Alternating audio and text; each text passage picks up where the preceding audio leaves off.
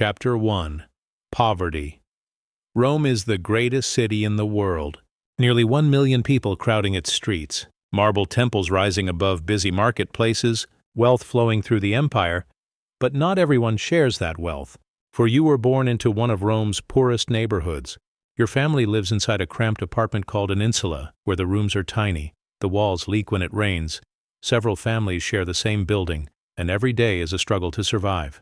Your father works whenever work can be found. Your mother sells bread in the neighborhood. Yet even with both working, there is rarely enough food, and hunger is something your family knows well. Every morning, you walk through Rome's crowded streets as wealthy senators ride past in decorated carriages and rich merchants wear expensive clothing, and you wonder what life would be like if you had been born on the other side of the city. The marketplace fascinates you with exotic spices, fresh fruit, fine jewelry, expensive fabrics from distant lands, everything you could never afford. While others shop, you simply watch, your stomach growling, the smell of fresh bread filling the air, for hunger makes every decision harder. One afternoon, you meet older boys from your neighborhood who always seem to have money, better clothes, better food, but they refuse to explain where it comes from, and you begin asking questions. They tell you Rome rewards clever people, not always honest people. Sometimes survival matters more than rules, and their words stay in your mind long after the conversation ends. That evening, you return home to find dinner smaller than usual. Your younger sister still hungry. Your parents pretending not to notice, for everyone sacrifices for everyone else. You cannot sleep as thoughts race through your mind. Honest work barely feeds your family, yet others your age already have money. And you begin wondering how. The next day you notice something unusual. A man slips through the crowded market unnoticed. Moments later, someone realizes their coin purse is gone. The thief already disappeared. Nobody catches him. Life in Rome continues. The market grows loud again. But you cannot stop thinking about what you just witnessed. It seemed almost effortless. You tell yourself you would never become a criminal, believing there must be another way. Yet every empty stomach makes that promise a little harder to keep. Rome offers opportunity, but also temptation. Every crowded street hiding honest workers and dishonest ones, and soon you will have to choose which path to follow. As darkness falls over Rome, you make a decision. Tomorrow, you will meet those boys again, not because you want adventure, but because your family is hungry, and hunger has a way of changing people. For tomorrow may become the first step into Rome's hidden underworld. Chapter 2. Temptation. The next morning, Rome wakes before sunrise as bakers prepare fresh bread. Merchants unload wagons. Laborers hurry toward construction sites. Thousands of people begin another ordinary day. But for you, nothing feels ordinary anymore, because yesterday's conversation refuses to leave your mind. You meet the older boys again, and they lead you away from the busy marketplace into narrow alleys hidden behind the grand buildings where Rome looks completely different. Fewer guards, fewer witnesses, more secrets. One of them introduces himself as Marcus, neither rich nor powerful, but understanding the streets, explaining that survival in Rome often depends on knowing opportunities others ignore, and he warns you that every choice has consequences. Marcus doesn't ask you to steal, instead teaching you how crowds move, where merchants become distracted, where guards usually stand and where they usually don't, for observation comes before action. For several days you simply watch, noticing patterns. Busy intersections, street performers attracting attention, customers bargaining loudly, Rome full of distractions that most people never notice. Marcus finally gives you your first task. Not to steal, but simply deliver a small wrapped package across the city. No questions, no explanations. Just walk, blend into the crowd, and return. Your heart races as every Roman guard seems to be watching you. Every passerby feels suspicious, yet nobody stops you. You reach the destination safely, and the package is accepted without a word. When you return, Marcus hands you several bronze coins, more money than you have earned in weeks. You hesitate, knowing the work isn't honest, but your family's empty pantry flashes through your mind. That evening you quietly buy fresh bread, cheese, a little olive oil. Your mother smiles with surprise. Your younger sister finally eats until she is full, and nobody asks where the money came from, or perhaps they simply choose not to ask. Days turn into weeks as the errands become more frequent. Delivering messages, carrying small parcels, watching street corners. You still haven't stolen anything. Yet you know you're drifting toward dangerous company. One afternoon, Marcus points toward a wealthy merchant and whispers, "Watch carefully," as another thief moves silently through the crowd. Seconds later, a coin pouch disappears, the thief melting back into the crowd before anyone notices. Marcus turns toward you, saying that takes years to master, reminding you that the streets reward patience and carelessness usually ends in prison.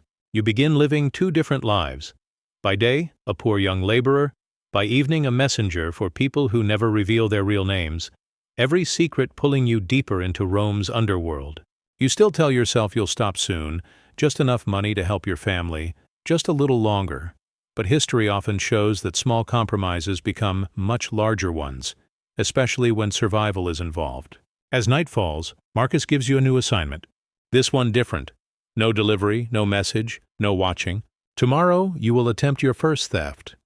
And once you cross that line, there may be no turning back. Chapter 3. Joining the Underworld. The next morning feels different as Marcus doesn't greet you with a smile, simply pointing toward the marketplace and saying, "Today you stop watching. Today you learn." Your heart pounding because you know exactly what he means. Today you cross a line. Marcus chooses an easy target, an elderly merchant unloading heavy baskets. The instruction's simple. Create a distraction while another thief does the stealing. Your job only to talk, and even that makes you nervous. You ask the merchant for directions. He politely turns to answer, and at that exact moment, someone behind him quietly removes a coin pouch. Seconds later, the thief disappears into the crowd, the merchant never noticing. Marcus nods approvingly, saying, "Good, you stayed calm."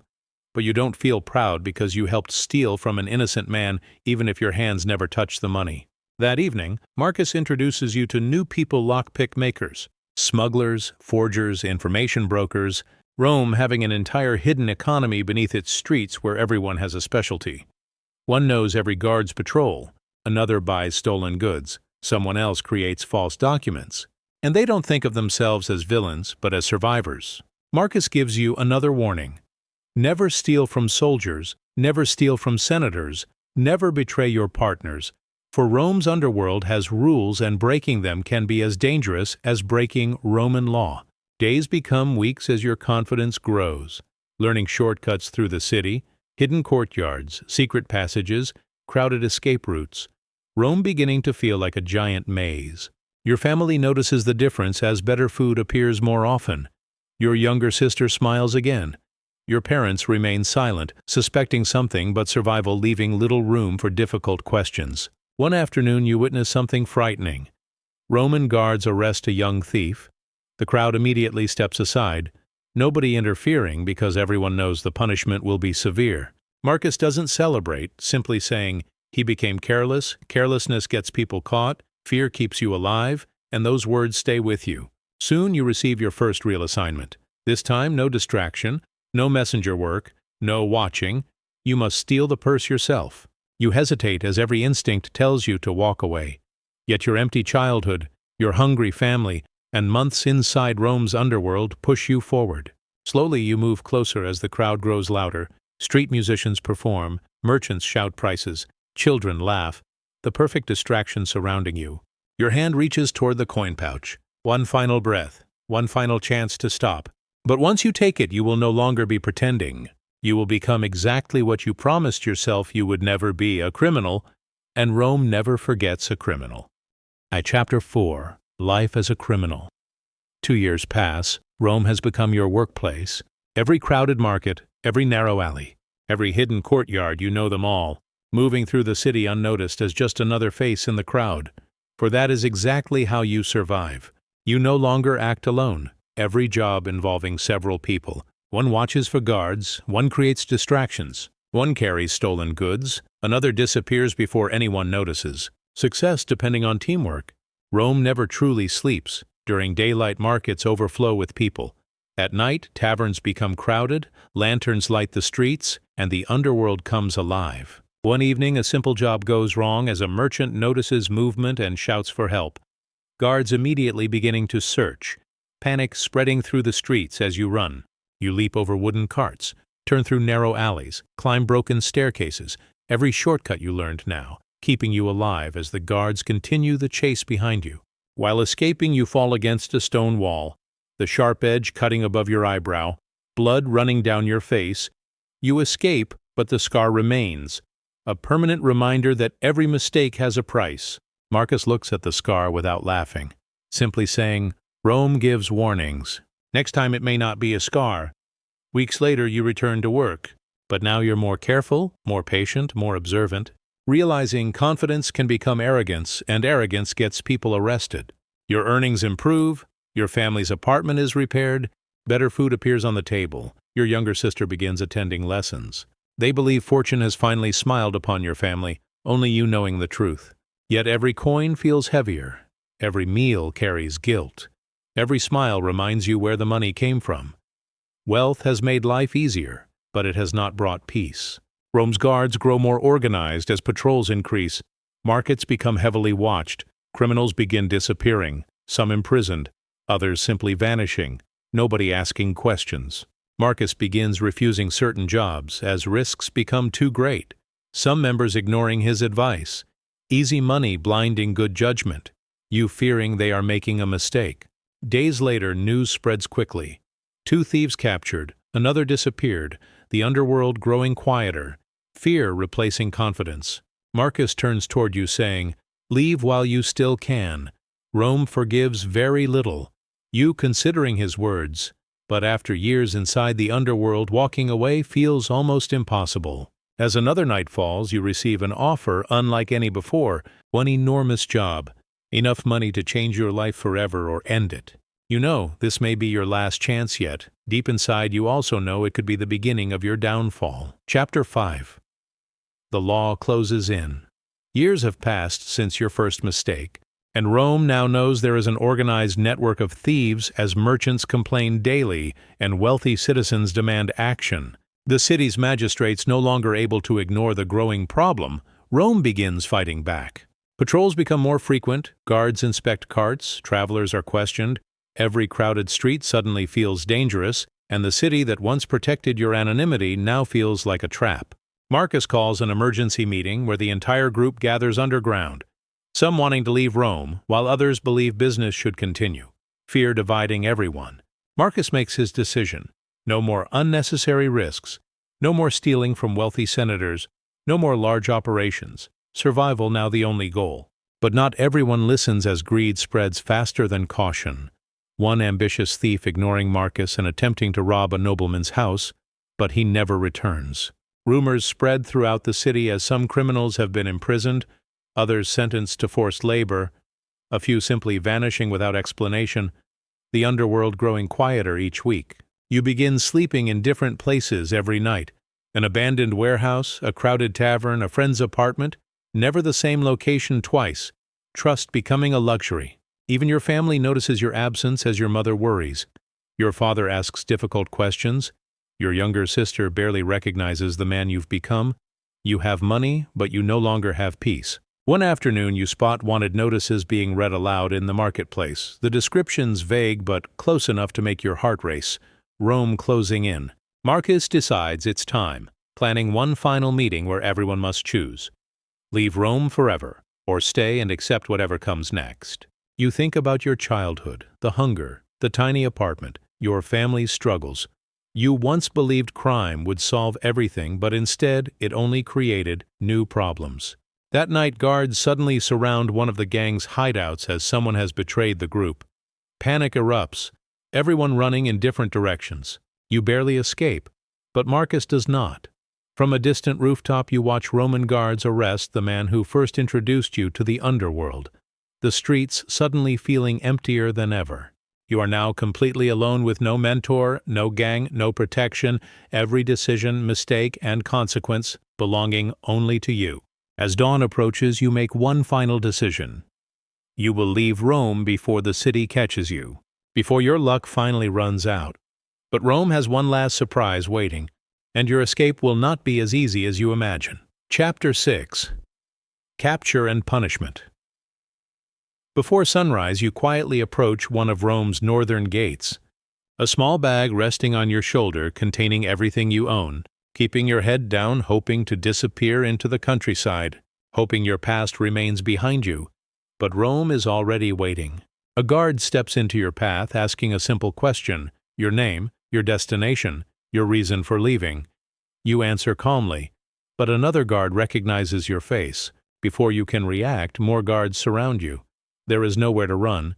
The road is blocked, the city walls stand behind you, and your escape ends before it truly begins. Your hands are tied as you are escorted back through Rome. People stopping to watch, merchants whispering, children staring, some recognizing you while others simply see another criminal caught by the law. You are brought before a Roman magistrate as witnesses describe stolen goods, merchants speak of missing coins, guards describe your arrest, and you finally understand that your choices have caught up with you. Roman justice moves quickly with no lengthy trials, no dramatic speeches, the evidence considered, witnesses heard, judgment delivered, and your sentence is imprisonment before forced labor. Your belongings are taken away, your dark clothing replaced. The cloak, the satchel, the gloves, everything disappears, and you are no longer a free citizen.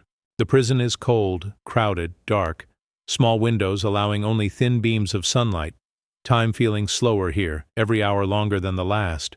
Around you, every prisoner has a different story: a failed thief, a dishonest merchant, a corrupt official, a violent criminal, yet everyone shares the same fate. Freedom is gone. During long nights you think about Marcus, about your family, about the first coin you accepted. You once believed every choice was temporary, now the consequences feel permanent. Outside, Rome continues without you as markets remain busy, ships arrive at the harbor, senators debate politics, children play in the streets, and life moves forward. Weeks later, guards arrive with new orders. Several prisoners selected, including you. Tomorrow you leave the prison, but not as a free man.